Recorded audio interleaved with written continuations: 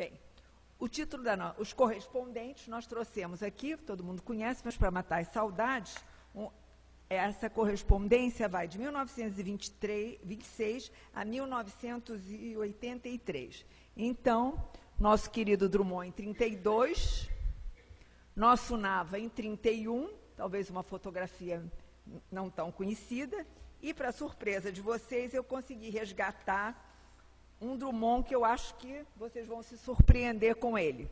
Um Drummond de jaqueta de couro, né? Bem contrário daquela figura de Drummond que a gente conhece, e um Pedro Nava aí também não surpreso do lado do seu famoso relógio da Igreja da Glória.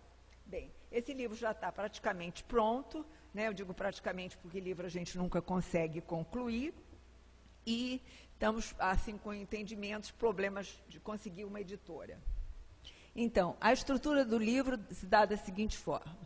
Terá uma introdução que se chama Descendo a Rua da Bahia, que a Matilde vai falar um pouco sobre ela.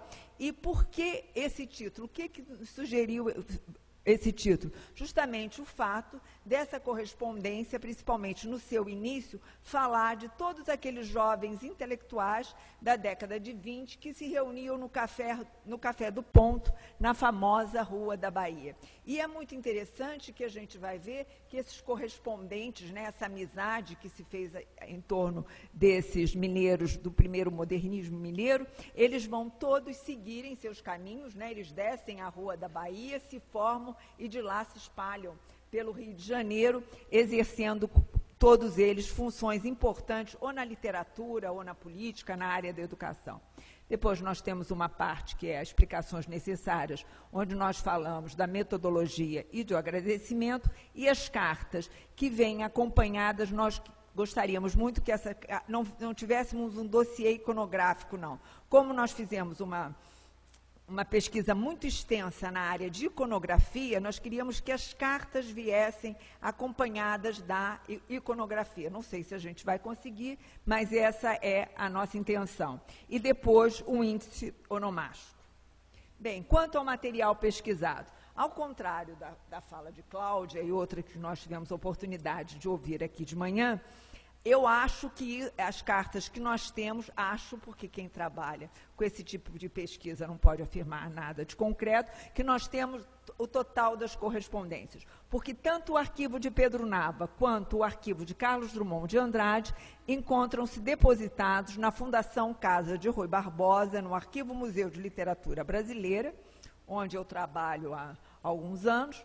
E esses acervos foram doados pelos próprios, tanto pelo Drummond. O Nava não foi exatamente doado por ele, mas foi doado imediatamente após a sua morte pela viúva Dona Anieta. Então, nós temos um total de 63 documentos, manuscritos e datilografados, que compreendem cartas, cartões de visita, cartões postais e apenas um telegrama. O período dessa correspondência, apesar de longo, ele é bastante intermitente. Matilde depois vai falar sobre esse assunto. E vai a primeira carta de Pedro Nava em 23 de março de 1926 e a última de Drummond de 1º de novembro de 1983. Quanto ao suporte, o suporte utilizado também são os mais diferentes, né? E o que nós fizemos? Há um tipo de nota que no final descreve esse suporte, né? Esse é o mais completo de todos, onde a gente tem uma carta manuscrita a tinta preta, uma folha datada. Nessa datação, a gente recupera como está realmente datada a carta, a assinatura também Nava, papel timbrado, a gente descreve o papel timbrado, dando as suas referências, para vocês conhecerem a letra dos dois correspondentes e também o tipo de suporte. Nós escaneamos algumas cartas. Essa é uma carta de Nava. Nava tinha um apreço muito grande pela glória, pela manutenção do patrimônio, né? Então, ele manda timbrar o seu papel com o famoso relógio da Rua da Glória. Aqui é uma carta também do Drummond, com seu nome, né?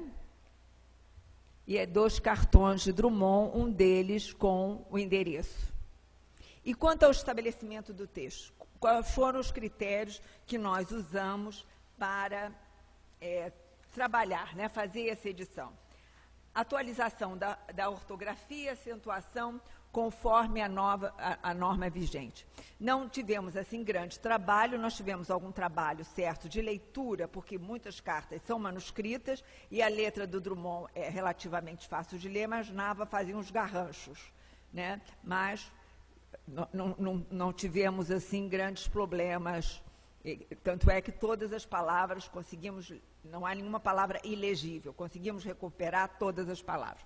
Mantivemos o termo folclore escrito daquela forma do Nava. No início nós atualizamos, mas depois eu achei aquilo muito... sabe aquelas coisas que batem assim no ouvido da gente? E nós fomos pesquisar o porquê. E aí, nós temos na Casa de Rui Barbosa os originais das memórias, e eu consegui descobrir que no Ciro Perfeito ele grafa dessa mesma forma nos seus originais, o que foi mantido na edição impressa. Então, nós mantivemos essa forma, explicando em nota de rodapé a nossa opção. Respeitamos, como é de praxe, nós sabemos, a pontuação e o uso do travessão. Mantivemos os textos sublinhados, grifamos em itálico os títulos de livro e periódico e colocamos, entre aspas, os títulos dos poemas. Desenvolvemos e padronizamos o endereço de Carlos Drummond de Andrade, escrito pelo Nava, porque ele, como vocês podem ver, cada hora escrevia de uma forma. Então, aproveitando o próprio cartão do Drummond, onde ele manda... timbrar o seu endereço, nós escolhemos a última forma. E também conservamos todas as abreviaturas, embora não fossem muitas as abreviaturas usadas nas cartas. E achamos por bem desenvolver em nota de rodapé, porque, de repente, pode ter alguém de uma geração mais nova que não saiba o que exatamente aquela abreviatura significaria. Quanto à datação, há uma certa flutuação na forma de datação dessas cartas apresentadas. Então, achamos por bem, para facilitar o leitor, padronizar da seguinte ordem: cidade, dia, mês e ano. E os locais atestados foram sempre colocados entre colchetes. E como vocês devem ter observado, né, como a gente... falou anteriormente, a gente recupera na descrição da carta a forma de datação. Por exemplo, na primeira carta de Nava, ele escreve Belo Horizonte, ele grafa Belo Horizonte desse modo, todo junto, usa os algarismos romanos. Outra coisa também que nós anotamos, Drummond, quem conheceu o Drummond e quem conhece o arquivo e o modo de trabalhar do Drummond, ele é tremendamente sistemático. Então, ele coloca um Rzinho, esse Rzinho aí que vocês estão vendo, nas cartas respondidas. Então, nós também fizemos questão de mostrar essa preocupação do Drummond, e a carta também vem acompanhada, no canto superior esquerdo, a seguinte anotação de Carlos Drummond de Andrade, desse tipo de notação. Agora, as nossas notas de rodapé, né? Eu acho que esse é o grande problema de nós, pesquisadores, quando estamos diante desse corpus de anotar a carta. O que anotar, como anotar, vamos anotar, não vamos anotar. Bem, nós tínhamos uma coisa que nos facilitava muito. Primeiro, nós temos na Casa de Rui Barbosa não só o arquivo do Drummond, como o arquivo do Nava, como mais 126 arquivos de escritores. Então, isso era muito bom. Então, quando ele falava de Abgar Renaud, num determinado período, nós podíamos ir no arquivo do Abgar Renaud e ver se existia alguma referência àquele diálogo existente que o Drummond e Nava estavam falando. Quando referia a Emílio de Menezes, a mesma coisa, e aí conseguimos fazer isso com vários correspondentes, e eu acho que isso enriqueceu as nossas notas, porque, além da nota das informações gerais, nós conseguimos manter um diálogo de Nava, Drummond, Nava com ele mesmo nas memórias e Drummond com ele mesmo nas crônicas. E, quando possível, e quando havia referências, porque às vezes não havia referências, nós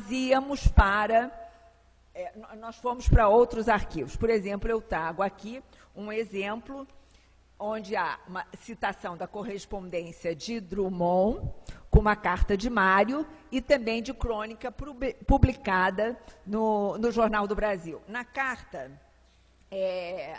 Nava diz o seguinte: você positivamente não tem nada que se queixar de Itabira. Então, na nota referente a Itabira, a gente recupera na correspondência com Mário, né, quando o Drummond diz, estou em Itabira de armas e bagagem, e depois, nessas duas crônicas publicadas no Jornal do Brasil, um jornal sério que era divertido e coisas de uma redação, o Drummond fala como foi a sua volta para Belo Horizonte. Então, a gente conseguiu também fazer esse diálogo com as crônicas. Numa outra carta, agora de Monte Aprazível, nós também conseguimos fazer o diálogo. A nota é referente a João Alfonsos. Né? Além da gente falar um pouquinho do que era de João Alfonsos, a gente consegue fazer também esse diálogo do Drummond falando de João Afonso na crônica Uma Noite Surge o Verso Livre, e de Nava falando da sua relação com João Afonso em Beira-Mar. Aí, quando chega no arquivo de Afonso Arinos, essa carta, o Nava diz o seguinte, daí de Minas, deixa eu ler aqui a carta, peraí um instantinho só. Daí só tenho tido carta do Afonso Arinos, que, aliás, nada me diz de vocês. Aí, o que eu fiz? Fui lá no arquivo do Afonso Arinos para ver quais as cartas que há de Pedro Nava. Então, no arquivo de Nava, cartas de Afonso Arinos datadas de tanto e tanto. Já no arquivo de Arinos estão as cartas de Nava datadas de Belo Horizonte. Então, se o pesquisador quiser aprofundar essa relação de Nava com Afonso Arinos e ver se Drummond aparece nessas cartas, ele tem o material indicado. E, da mesma forma, fomos ver nas memórias qual é essa relação de Nava do Nava com Afonso e do Drummond. Aqui também, quando ele fala do jornal Literatura, nós fomos ao jornal verificar quais eram as colaborações nesse número citado, né, ia aparecer, e continuamos aí um pouquinho mais numa carta de Manuel Bandeira para Drummond, que Drummond relata tece comentários sobre o periódico Literatura e o Schmidt. Aí umas coisas também interessantes aí, nessa coisa a gente estava falando de manhã, né, de como nós somos fofoqueiros. Esse bilhete diz somente isso. Londres, 6 de outubro de 1948. É um cartão postal ao Carlos com uma visita, um meu afetuoso abraço. Nós conseguimos descobrir pela documentação do Nava e com uma carta que ele escreve a João Damasceno Gomes Teixeira, o Teixeirão, tudo o que tinha atrás desse Londres. Ele tinha saído por autorização do governo para fazer um estágio em Paris, de Paris ele vai dar uma voltinha em Londres. Nós conseguimos recuperar essas informações. Aqui também, em outra carta, que ele acusa o recebimento de caríssimo Carlos, abraço e agradeço, verso e prosa e uma pedra no meio do caminho. Então, nós sabemos que a Biblioteca do Nava foi doada por Dona Anieta ao NB, conseguimos recuperar os 2 livros com as devidas dedicatórias. E, para acabar, a correspondência também é um livro que Fernando da Rocha Pérez pede que o Nava entregue a Drummond. E a correspondência, não só no acervo do Fernando da Rocha Pérez, que ainda está com ele, que está vivo ainda, e no acervo do Nava e Drummond, nós conseguimos descobrir que esse exemplar se tratava dos filhos de Gregório de Matos Guerra.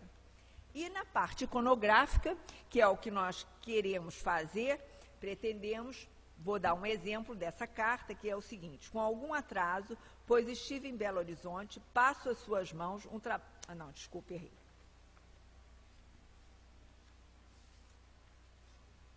Estamos recebendo Poliedro, que eu já conhecia em provas tipográficas. Você é bom em português, espanhol, em francês, em qualquer língua do mundo.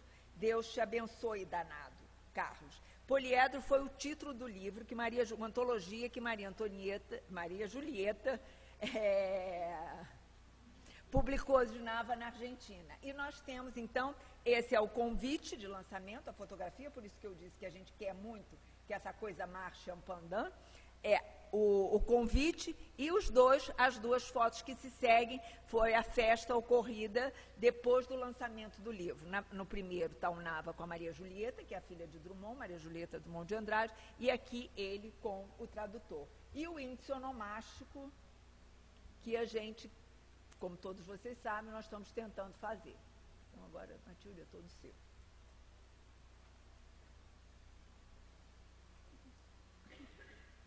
Então, boa tarde a todos. Eu agradeço muito o fato de estar aqui. Para mim é um prazer renovado encontrar pessoas que eu gosto tanto e admiro.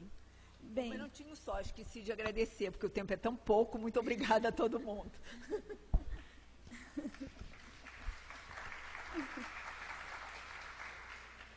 Bem, nessa apresentação, na verdade, eu e a Eliane, nós esquecemos o nosso lado mais sério e científico de examinar esses documentos e fomos tomadas pelo espírito de Mário de Andrade. Quer dizer, a feitura da apresentação tem muito mais a ver com essa leitura que foi feita mais próximo aos textos das cartas. Então, por exemplo, são 3 itens que nós vamos tratar nessa apresentação. Primeiro, em relação às datas, porque as cartas, os bilhetes e os cartões postais que fazem parte dessa epistolografia são atos e gestos de atenção, de fraternidade e muita admiração. No entanto, trata-se de uma correspondência bastante fragmentada. Em relação às datas, porque a data que tem esse poder, né, de situar o conteúdo da mensagem no tempo, isso nessa correspondência fica bastante prejudicado, porque a primeira carta data de 23 de março de 1926. A segunda carta, ela já vem de 1932, e ela segue sempre com a assinatura de Nava. Drummond não aparece nesses primeiros momentos. No terceiro momento, 32, aparece um cartão postal e mais 3 cartas também que se espalham ao longo do ano. Uma no início do ano, outra em novembro e dezembro.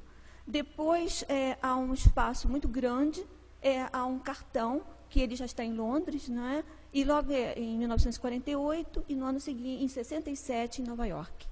Então, esse é um primeiro momento dessa correspondência. Drummond só vai aparecer mesmo nesse cenário já em 1947.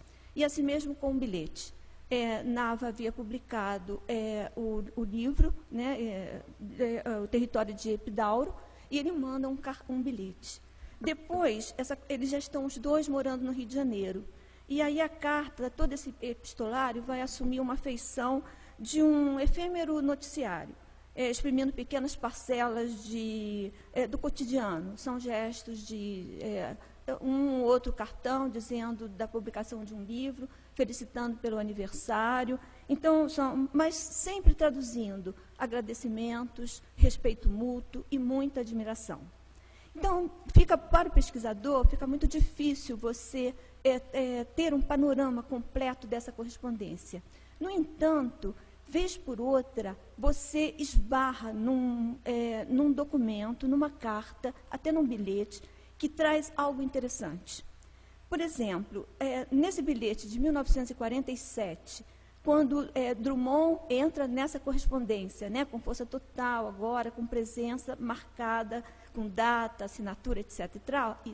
O conteúdo, o tema, é o Território de Epidauro. É o primeiro livro de Nava, né? E, além do desejo de felicitar o destinatário pela feitura da obra, ele vai começar a chamar a atenção para a escritura do texto. Então, é um pequeno bilhete, né, que a Eliane até mostrou rapidamente aí. Ele começa dizendo: eu nunca me conformei com o fato de você continuar sem um nome na capa. E por que isso? Porque ele vem daquela geração do Bar do Ponto, né? Eles faziam parte do Estrela. Então, essa geração parece muito vaidosa de si mesma. Então, e você percebe isso, quer dizer, quase que com uma cobrança, entende? Quer dizer, todos já estavam no cenário político, todos já tinham se projetado, Nava era um excelente médico, médico de Mário e tantos outros, porque ele vai diagnosticando remédios, pílulas, etc. e tal, a gente percebe isso também, vez por outra na carta, mas ainda em livro não. Então ele começa dizendo assim, e você é muito bem dotado, você é muito inteligente e você está fraudando o grupo de 20. Entende? Então, nesse momento, ele parece que assume assim, aquela posição do Mário, em que o incentivou tanto no início da carreira, e agora ele faz a mesma coisa com o Nava. E vai dizer, e vai continuar dizendo, você manhosamente se escondeu, entendeu? Quer dizer, você se acomodou. E isso não é possível. Então, o bilhete é pequeno, mas vem cheio de referências interessantes sobre essa postura. E não fica só aí, nessa cobrança direta. Ele vai mais um pouco, vai adiante e começa a chamar atenção em relação ao estilo do livro, dizendo que o livro é de uma forma literária gostosíssima. Entende? Quer dizer, então, tem aspectos pitorescos, ele escreve muito bem. Qualquer leitor, mesmo aquele que não conhece medicina, vai se sentir atraído pelo livro. Então, parece aí que você tem aí um leitor crítico, né, daquele que vai explodir em 72 com Baú de Ossos. Né? Então, ele vai apontando o estilo que vai ser, de fato, o que vai ser a marca das memórias de Nava. Um outro ponto também que nos chamou bastante atenção nessa correspondência é Nava, o conteúdo das cartas de Nava, dessas primeiras cartas. Quer dizer, o que se percebe é que existe, por parte de Nava, uma preocupação muito grande em falar sobre a sua vida amorosa. Há uma referência a uma noiva que se suicidou. E a primeira carta, essa de março de 26, já é uma carta que vem em resposta à de Drummond. Só que nós não temos, né? Eu perguntei a Eliane, que tem acesso a esse material com muito mais evidência na casa de Rui, etc. e tal, não tem essa carta se perdeu. Mas a primeira carta desse epistolário, ela vem em resposta à carta de Drummond. E o Nava, nessa carta de 23, ele diz que há 10 dias que ele andava com aquela carta no bolso, estava toda amassada, mas que ele não estava com vontade nenhuma ainda de ter respondido. Por quê? Porque o que se percebe é que ele estava sofrendo de uma dor de cotovelo, entende? Porque ele diz assim, você sabe perfeitamente o que são esses destramelamentos do espírito. A gente fica vazia, sem miolos, sem vontade, achando tudo uma grandíssima droga, sem coragem para viver, deixando a vida continuar, por hábito e falta de imaginação. E ele vai continuar falando disso. Quer dizer, e é interessante que essa questão dessa vida amorosa que ele não consegue realizar plenamente, está muito ligada aos lugares que ele tem que percorrer. Então, essa correspondência, ela tem um movimento, uma dinâmica. Esses correspondentes são muito jovens ainda, Drummond e Nava, estão em início de carreira, estão procurando emprego. Então, Nava se forma em Belo Horizonte e logo em seguida está procurando onde se colocar de uma forma definitiva. O seu sonho, naturalmente, era ir para o Rio de Janeiro, mas isso ainda não tinha acontecido. Então, ele primeiro está em Belo Horizonte. Belo Horizonte, para ele, quando ele volta a Belo Horizonte para receber um prêmio como cidadão honorário, ele chama, ironicamente, de Triste Horizonte. Então, quer dizer, todas as cartas de Nava têm uma ironia muito grande em relação a Belo Horizonte. Nessa carta, por exemplo, ele diz que o lugar é insípido. As mesmas caras, sabe? As mesmas gente, nada acontece. Entendeu? E ele diz assim, olha, aqui é uma convergência de puas, não dá para ficar. Quer dizer, numa referência ao Ateneu, né? Também falava das puas que havia naquele colégio. Então, Belo Horizonte, para ele, não acontece nada. E ele ainda vai adiante e diz assim, olha, você que está em Itabira, fique feliz. É roça, mas pelo menos tem as amenidades da roça, né? O clima é bom. Aqui nem isso tem. Quando ele vai a convite do Cavalcante para Engenheiro Smith, o discurso continua o mesmo. Quer dizer, ele está sempre reclamando. Lá, ele diz, o que se sente é que, nesses momentos, quem vai entrar em cena é um personagem, sabe? Quer dizer, um personagem, de um lado, ele é francamente extrovertido, mas cheio de segredos. há mais insinuações do que descrições. Entende? Quer dizer, ele insinua que a vida é ruim, por isso é aquilo. E você percebe que o que incomoda, na verdade, é a questão do sexo, da realização sexual. Ele está sempre à procura de uma realização que ele não encontra, nem em Belo Horizonte, nem muito menos em Engenheiro Smith. Ele diz, nesse sertão paulista, é uma coisa horrorosa, entendeu? Ele diz que é um buraco moralizador e banal. E aí ele recebe uma carta do Drummond, que nós não sabemos também qual é, infelizmente, né? E ele vai responder a carta dizendo assim, olha, você falou em pornografia, meu caro Carlos, e em cartas pornográficas? Infelizmente, eu vou perdendo até o gosto das coisas femininas, metido nesse buraco moralizador e banal que é Monte Aprazível. Sem anedotas, sem bandalheiras, estou aqui sem saber das últimas, e perdendo até aquele treino da anedota de bandaleiras. Aqui é uma arte tão sutil e complicada como o piano. Então, quer dizer, Monte Aprazível também é uma porcaria para viver, e ele também não se sente nada bem.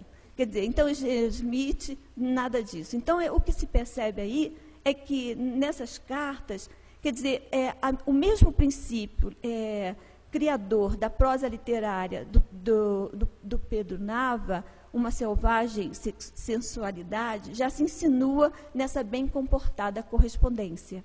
Quer dizer, na altura dos 70, quando ele começa a escrever as memórias, ele vai explorar o mundo com a sensualidade da memória, que irriga os 5 sentidos, bebendo do contato, né, com as coisas e as pessoas. Na carta, o desejo de viver plenamente a sensualidade do corpo é transparente, mas de forma velada, né? Então, o que se percebe é isso, quer dizer, com 20 e poucos anos, ele se concentra no sexo. Então, o sexo fica muito latente ali atrás, né? E insatisfeito com e indignado com essa passagem que ele está por Belo Horizonte, Monte Aprazível e Engenheiro Smith. Então, infelizmente, quando eles vão para o Rio de Janeiro, esse assunto desaparece da correspondência, né? Então, um outro ponto que nos chamou a atenção... e digo mais, quando ele termina essa carta falando sobre as bandalheiras, e que ele está perdendo o gosto, né, dessas piadas, ele conta uma piada para ele transcreve uma piada para o Drummond, e diz para que ele a vulgarize, porque ele a considera soberba. Então, está lá essa piada numa das cartas. Bem, um outro tema que aparece, que nos chamou bastante atenção nessa correspondência, não só a questão dessa vida amorosa insatisfeita, mas também a questão política.